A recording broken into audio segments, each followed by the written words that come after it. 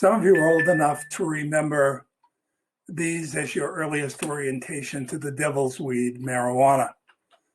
The implications at the time were that this was causing the destruction, as you can see from this slide, were causing the destruction of America. Yet the use of marijuana has been around since at least 3000 BC. It has a long history of medical use. Marijuana got some very scant governmental attention until 1937, when the government started to regulate it. You can see it up here in the U.S. Marijuana Tax Act. Was probably the first action to try to regulate it. Indeed, many well-known companies that are common today actually provided marijuana to their patients.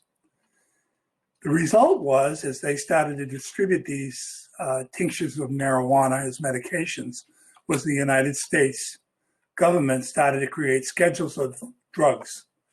And unbelievably, for a series of economic and actually racially profiling reasons, marijuana was classified the same as heroin, as a Schedule I drug. That made marijuana much more dangerous than Schedule II, which included morphine and opioids. I hope to show you today that regulating marijuana as a drug with no legitimate medical use, and therefore needing more regulation than cocaine, morphine, and Oxycontin, is contrary to medical evidence and patient experiences. But nevertheless, this classification remains to this day with two major consequences. Number one, the criminalization of marijuana, and more importantly for my subject, removing marijuana from the reach of most patients who could benefit from such access. Thankfully, change happened. This is Vivian Wilson, a victim of Dravet syndrome, a pediatric seizure disorder. Vivian was an early beneficiary of medicinal marijuana, and the change in her condition was profound, as you can see from this post-treatment picture. Vivian lived in New Jersey and was attempting to receive treatment under New Jersey's marijuana law. Unfortunately, at the time, then Governor Chris Christie did not support children as eligible for treatment with medical cannabis. Vivian's parents, Brian and Megan Wilson, aggressively tried to get her access to medicinal marijuana in our state, even to the point of Vivian's dad, Brian, confronting our governor. The entirety of that confrontation was captured on video and went viral on YouTube. Unfortunately, it was to no avail, and Vivian and her family moved to Colorado, where she could get access to treatment. The governor did change his position, however, and children are now allowed to be treated under New Jersey's program. But even more significantly, the Wilson's case was championed by Dr. Sanjay Gupta on CNN. Dr. Gupta became very driven by marijuana use in patients like Vivian, and very public about why he felt medicinal marijuana was helpful. Indeed, a very separate strain of marijuana useful in treating seizure disorders in pediatric cases, named Charlotte's Web, became popularized by Vivian's case and Dr. Gupta. Dr. Gupta became a staunch advocate, initiating his discussion publicly on CNN with a special report entitled "Why I Changed My Mind" regarding medicinal marijuana.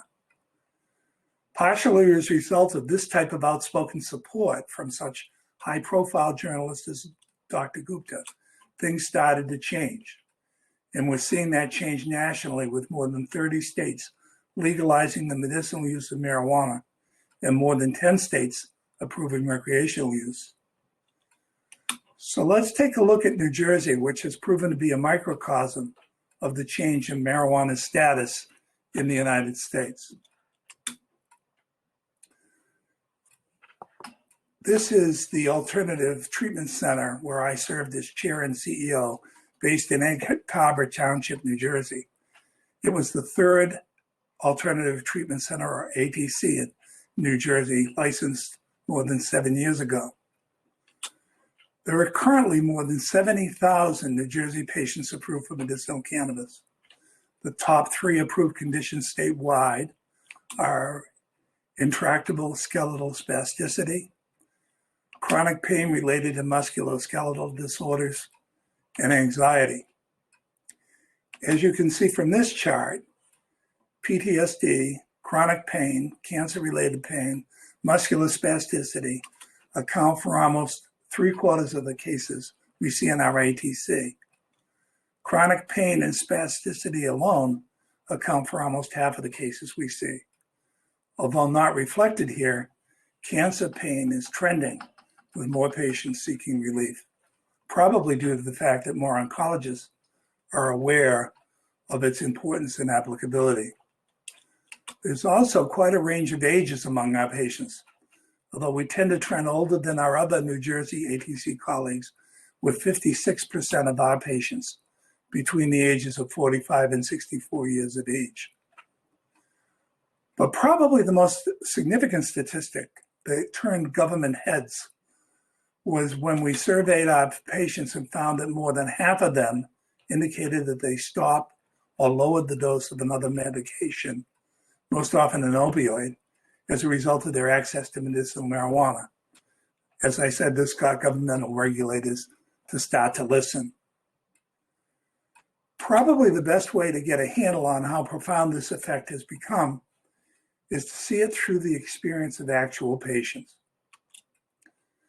These were videos, so I'll read you what they said because they couldn't get the video supported on this platform. This is John.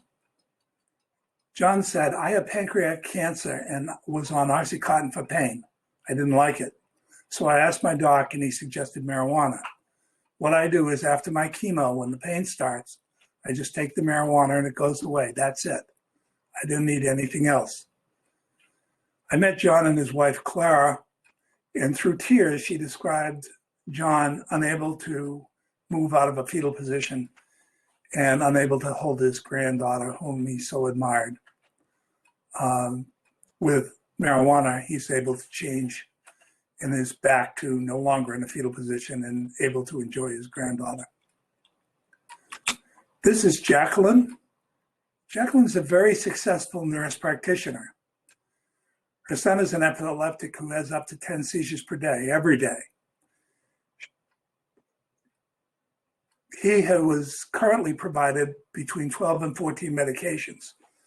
None of those controlled the seizures and all had horrific side effects. Medicinal marijuana has controlled him to fewer than 1 seizure per day. In Jacqueline's words, my 9-year-old son often had 18 seizures a day. We were desperate. We heard about marijuana and thought we ought to try it. My son's teacher called me the other day to tell me my son was now active and doing well in class. He never had pen before. He now has seizure-free days. This means so much to me as a mom. Jacqueline tears up as she describes that call for her teacher, from her son's teacher. And she's become a very articulate advocate, particularly for decreasing the stigma of marijuana use medically. Myra has lupus. She's a former Air Force veteran. Our ATC, because of its location, has a disproportionate share of veteran patients. She has successfully weaned herself from a significant amount of medication, including opioids. She now finds her life functional. She said, I was taking up to 16 pills a day. I was unable to think. I turned to opiates to deal with the crushing pain, but the side effects were unbearable. So I threw the opiates away and turned to marijuana. I now can function normally. I got married, and I'm hoping to start a family soon. One of the more poignant stories I reviewed was that of Dave and Ashton Mitchell. 2 years after we opened, Dave approached us with a problem with Ashton. He tried medical marijuana and was astonished to see the results.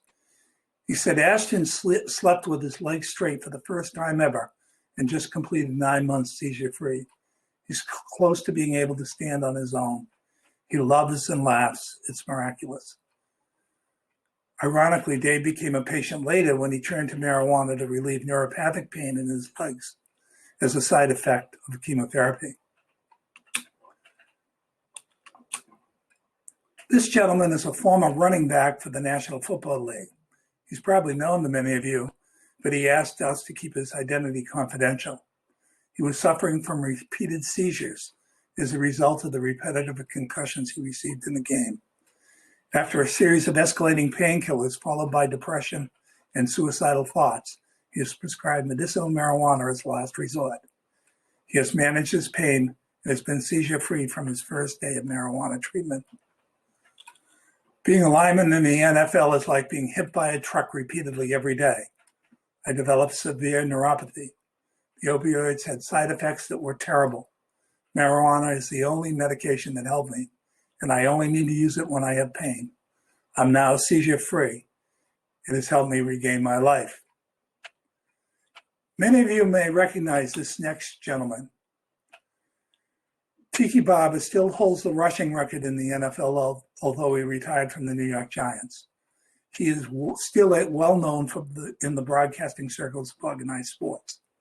He approached us this year asking for help in his strong advocacy to loosen the NFL standards on marijuana. Tiki estimates that between 60 and 70% of NFL players use marijuana. He does not. The NFL specifically prohibits it. Tiki said, I have dear friends who have had their lives ruined by the treatment they received after being injured in the game. The drugs they are given are addictive and compromise their future. I'm committed to changing the NFL prohibition on the medical use of marijuana by injured players. And our foundation, which I'll talk about later, is working with Tiki to do a survey to convince the NFL to loosen permanently that standard. So let's summarize where we stand in medicinal marijuana by taking a look at the numbers. According to a study done in The Lancet, 44% of patients with severe type of epilepsy were significantly helped by a marijuana-based drug, according to a recent double-blind study. 44% of patients with a severe type of epilepsy were significantly helped by a marijuana-based drug, according to a recent double-blind study in The Lancet. 64% saw a reduction in opioid use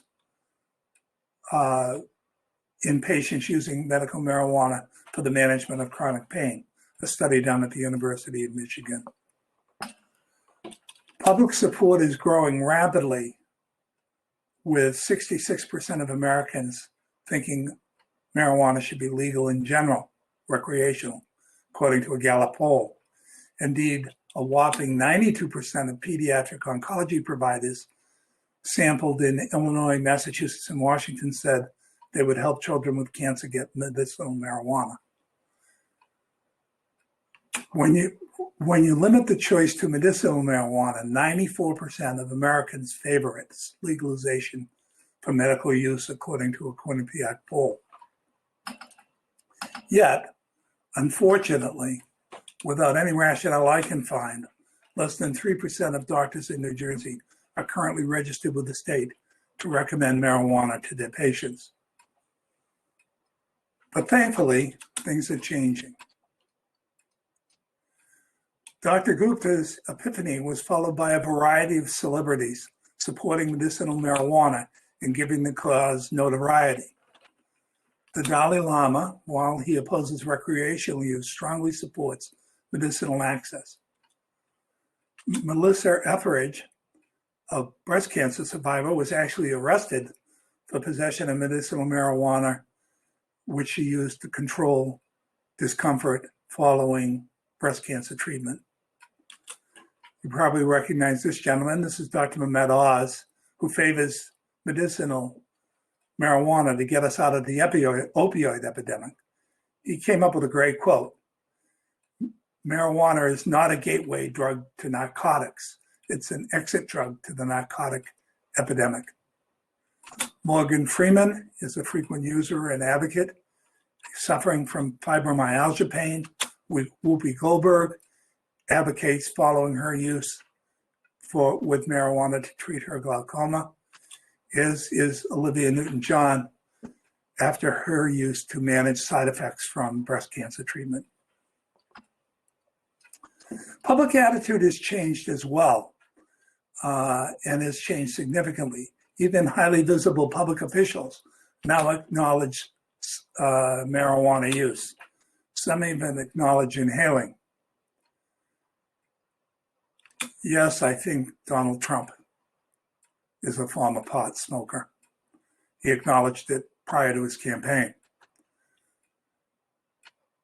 Nevertheless, while that attitude is changing public opinion, it has not changed the laws regarding its appropriate use medically.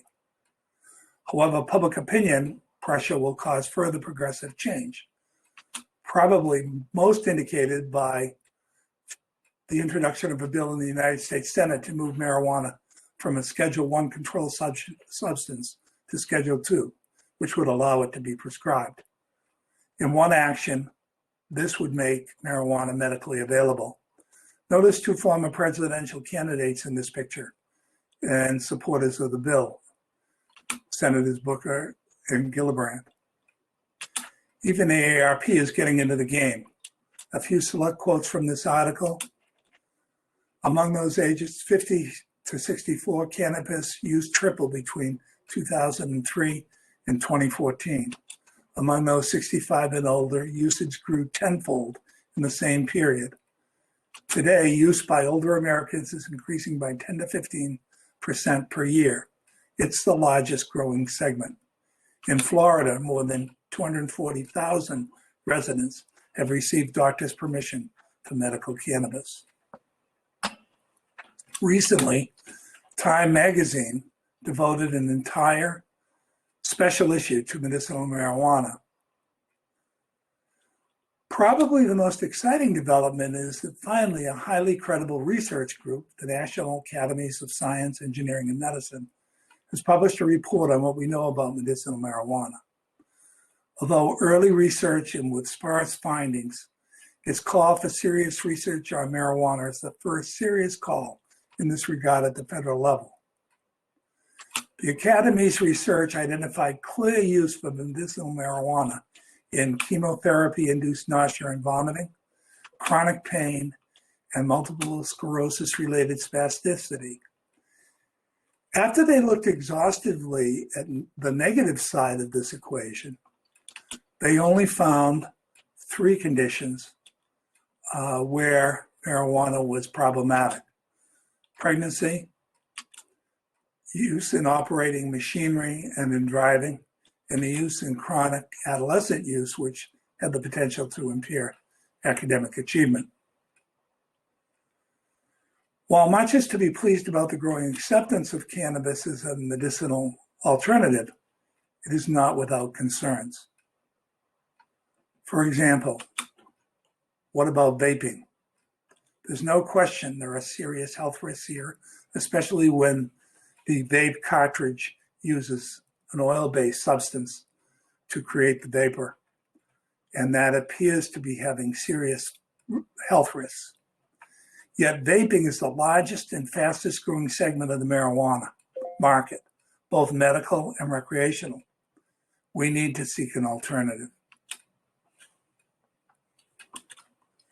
In my view, a more serious problem is the escalation of tetrahydrocannabinol in marijuana. Tetrahydrocannabinol is a substance in marijuana that gets you high. In the 70s and 80s, 6 to 8% THC was present. Sort of think of it like a beer, which is about 4.5%. When recreational came on board with legalization medically, that went up to 20%, more like wine. Recreational marijuana raised that to 30%, more like vodka. And now, with the addition of extractions and tinctures, THC has truly become rocket fuel, with THC levels exceeding 90%. States have been very slow to regulate this. Legalized pot also comes with a downside for medical patients. Going forward, the approval of recreational marijuana has caused what is perhaps the most overwhelming concern, where recreational marijuana available without a doctor's authorization squeezes out the availability of medical marijuana. With being available without a doctor's authorization, it becomes cheaper because the doctor's charges are not included. Unfortunately, though, this also loses medical oversight and research access. The long-term result is we sit in the medical market now with THC and CBD balanced products. They are being squeezed out, and in all those states that have gone recreational, the door has been shut on the low-dose THC, high-dose CBD strains, except in some very rare occurrences. Patients do not have access to the medication in the variety that they need. So as you probably have gathered, I'm bullish on the possibility of medicinal marijuana being of greater use and a better alternative to much more dangerous drugs. As a result, my colleagues and I created the Cannabis Education and Research Institute, or CERI. The objectives of CERI are straightforward: to provide education for health providers and allied health professionals, legislators, the general public, and dispensary employees; to provide advocacy to remove stigma, increase funding for research, change marijuana DEA schedule from Schedule 1 to Schedule 2, and to find the need for plant sources of marijuana other than the NIDA site in Mississippi for research. We don't have much access to good marijuana for use in research. Quality. We have a need for standards in terms of dosing and delivery systems efficacy for specific clinical conditions. We need to know what works. We also need to measure plant quality and the timing of plant harvesting. There's been very little research on this. And finally, the research on, we needed to identify and understand all of the more than 100 cannabinoids and terpenes in the marijuana plant. We need to understand the role of the endocannabinoid system in the body and the effects of all phytocannabinoids on the system and its interactions with other systems in the body. And we need to look at the effects and efficacy of phytocannabinoids on specific clinical conditions. Finally, which delivery systems are most effective for specific clinical conditions.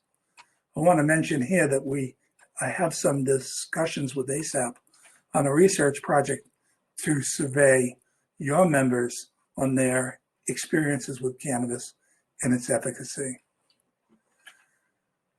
So that summarizes my thoughts. I want to leave you today with the thoughts of two of our founding fathers. First, Thomas Jefferson, who said, if people let the government decide what foods they eat and what medicines they take, their bodies will soon be in as sorry a state as other souls who live under tyranny.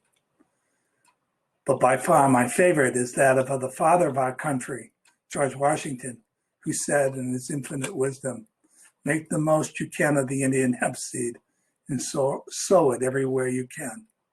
A wise man. I'll be happy to answer your questions if you have any during the Q&A panel later this afternoon. I want to thank you all for your attention. I'll talk to you later on.